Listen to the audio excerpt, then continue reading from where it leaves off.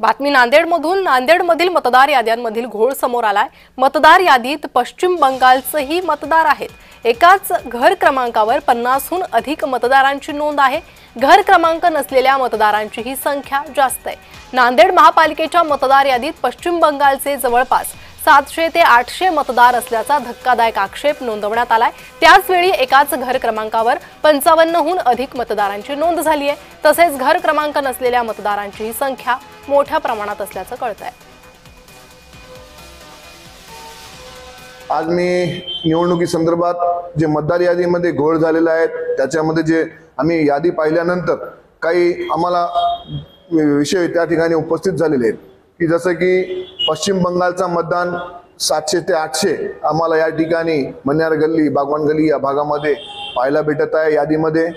तर पश्चिम बंगालला राहणारे लोक या ठिकाणी कामासाठी आलेले, त्यांचं नाव या ठिकाणी आलेलं आहे प्रभागामध्ये.